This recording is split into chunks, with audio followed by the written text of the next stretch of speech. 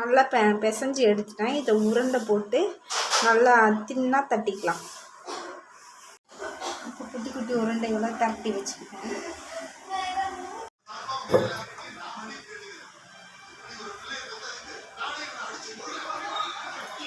தோசைக்கல் வச்சுட்டு அதில் நம்ம பாலக்கு சப்பாத்தியை போட்டுக்கிட்டோம். இப்போ சுற்றி நெய் ஊற்றிக்கலாம்.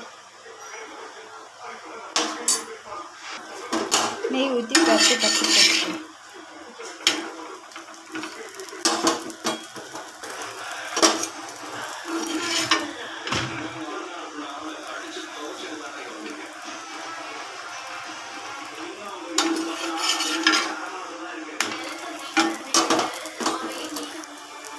இப்போ பாலக் சப்பாத்தி ரெடி ஆயிடுச்சு. ஹாய் ஃப்ரெண்ட்ஸ், இன்றைக்கி பன்னீர் கிரேவி எப்படி செய்யலான்ட்டு பார்க்கலாம். பன்னீர் எடுத்துகிட்டு க்யூப்ஸாக கட் பண்ணி வச்சுக்கிட்டேன். மட்டன் மசாலா ஒரு கிண்ணத்தில் எடுத்து வச்சுக்கிட்டேன். பாலக்கீரை கொஞ்சோண்டு நறுக்கி வச்சுக்கிட்டேன்.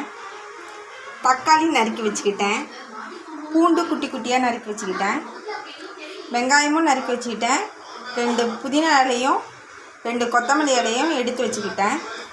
இப்போ எப்படி செய்யலான்னு பார்க்கலாம் வாங்க. ஒரு பக்கம் கடாயை ஏற்றி வச்சுட்டு அதில் எண்ணெய் ஊற்றிக்கலாம். பன்னீரை பொரித்து எடுக்கிறதுக்கு.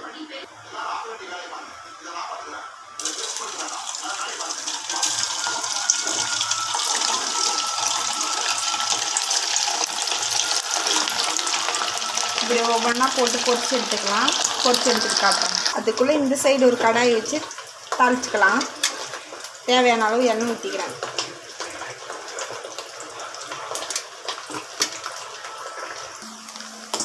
அதுக்குள்ளே இந்த சைடு பொரிஞ்சிருச்சு. அதை அரிசி எடுத்து வச்சுக்கிறேன்.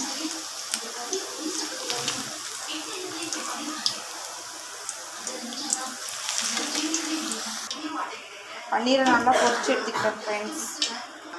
இந்த பக்கம் எண்ணெய் காஞ்சிச்சு. ஜீரகம் போட்டுக்கிறேன்.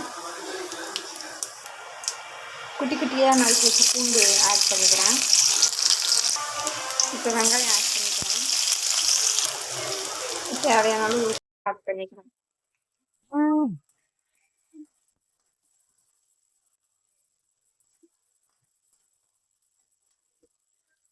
வெங்காயம் நல்லா கருகிற மாதிரி ஒரு ஸ்டேஜ் வர வரைக்கும் நம்ம வறுக்கணும்.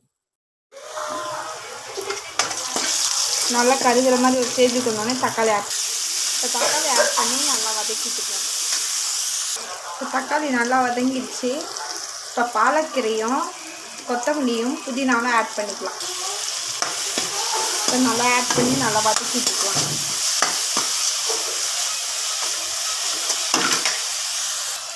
இப்போ இது நல்லா வதங்கிடுச்சு. மட்டன் மசாலா ஆட் பண்ணிக்கலாம். இப்போ அதை நல்லா வதக்கிட்டுக்கலாம்.